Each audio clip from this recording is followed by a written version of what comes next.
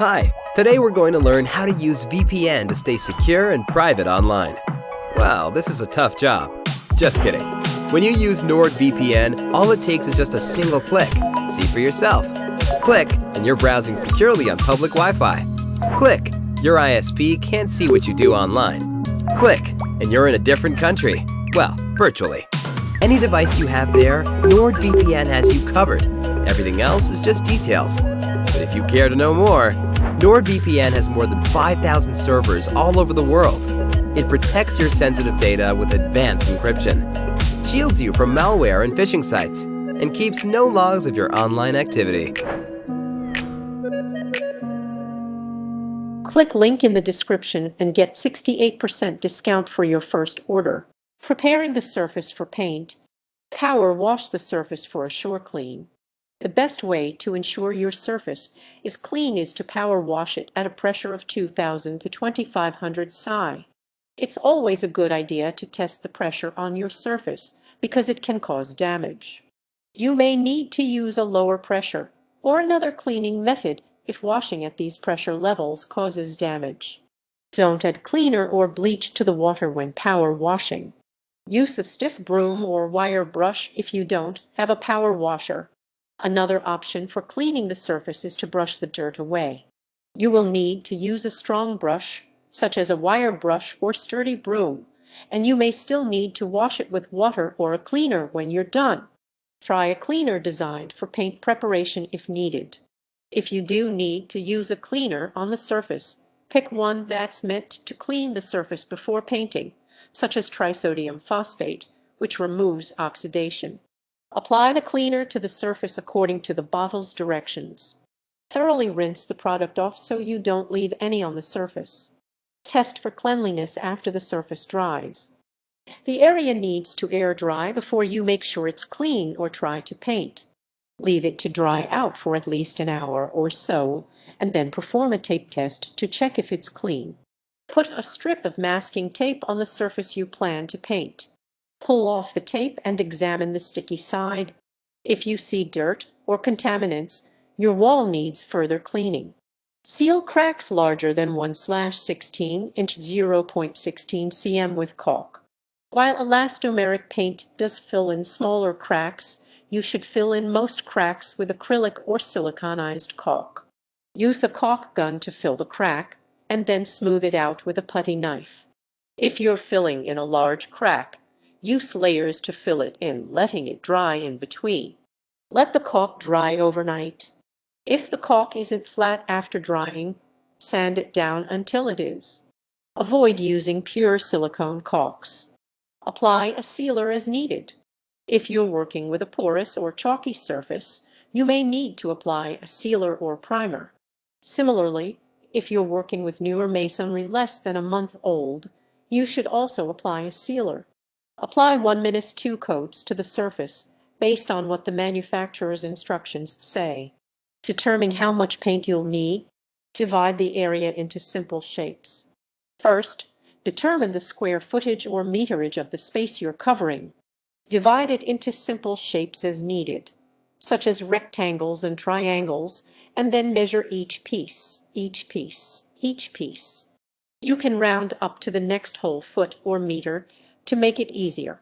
For instance, say you're covering two walls that are 20 by 12 feet, 6.1 by 3.7 m, two walls that are 15 by 12 feet, 4.6 by 3.7 m, and a triangle that has a base of 15 feet, 4.6 m, and a height of 8 feet, 2.4 m.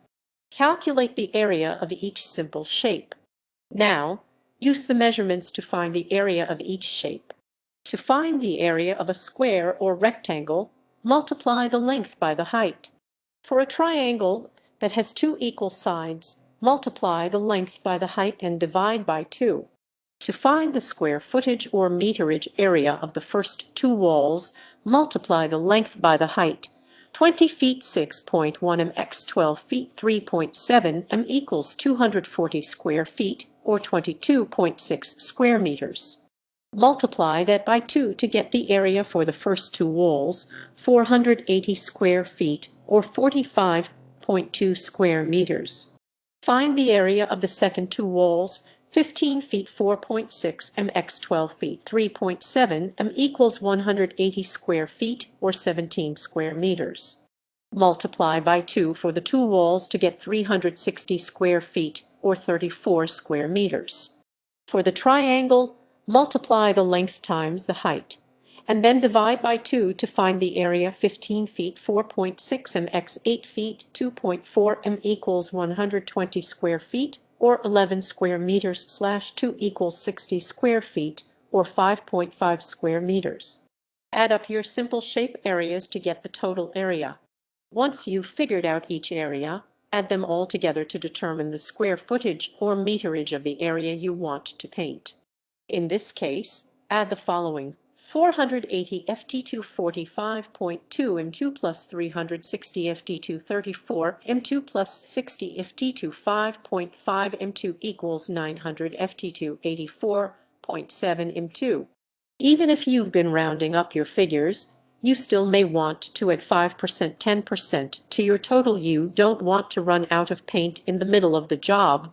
Apply your calculations to buying paint. At the recommended thickness, you'll need 155-pound 25-kilogram pail to cover 250 to 375 ft2 23 to 35 m2 for one coat on a porous surface, which you'll need to double for the second coat. On a smooth filled-in surface, you'll need 155-pound 25-kilogram pail to cover 700 to 800 ft2 65 to 75 m2 for one coat. Again, you'll need to double the amount. Double your square footage / meterage for two coats, then divide by the average square footage / meterage. One pail covers 900 ft2 84.7 m2 x2 equals 1800 ft2 169.4 m2 / 312.5 ft2 29 m2 equals 5.8. Round up to get 6 pails. Do the same for a smooth surface. 900 ft2 84.7 m2 x2 equals 1800 ft2 169.4 m2. 1800 ft2 169.4 m2 / 750 ft2 70 m2 equals 2.4. Round up to 2.5 or 3 pails. Remember to round up to make sure you have enough paint. Painting the surface with elastomeric paint. Wait for ideal conditions. The temperature must be over 40 deg F4 deg C for the paint to dry properly. Also, it's best to work in dry conditions. If you can't, you'll need to protect the area from rain with an awning or tarp so it doesn't get wet.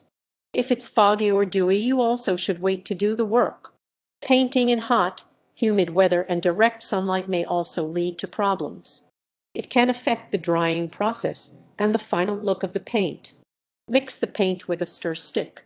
Like any paint, elastomeric paint may settle a bit over time. You need to mix it with a paint stick so it has the same consistency throughout. Try not to create bubbles in the mixture. You may need to thin it a bit if you're spraying it on, but never add more than about 16 fluid ounces 470 ml per pail. You will also need to strain the paint with a paint strainer for spray applications. Start with a damp brush or roller. Use a latex brush or roller to apply the paint. Before you begin, get the brush or roller wet and then squeeze out the extra water. If you have any areas that might have dust, rub some elastomeric on with a floor brush to make the elastomeric stick better. Elastomeric will not stick to dust. Work in small areas to apply the paint with a V shape. Roll or brush the paint on. Paint in a V shape to get better coverage. Make sure you're not leaving any areas unpainted. If you're using a sprayer, go over the area in a consistent motion, making sure you cover all of it in an even coat. You can buy machines that measure thickness, but they tend to be somewhat expensive if you're just doing one paint project. Apply the second coat after the first one dries. Wait for the first coat to dry, which should take about 4 to 6 hours. Once it does, apply the second coat in the same way you applied the first. Let it dry as well. Apply a conventional paint on top if you want a darker color. Elastomeric paints don't do well in dark colors. They have a tendency to take on a chalky appearance, particularly when in direct sun. Because of this tendency, you won't find many dark colors in this type of paint. If you want a darker color, apply 2 coats of a conventional paint, such as 100% acrylic latex flat or satin finish exterior paint over the elastomeric paint.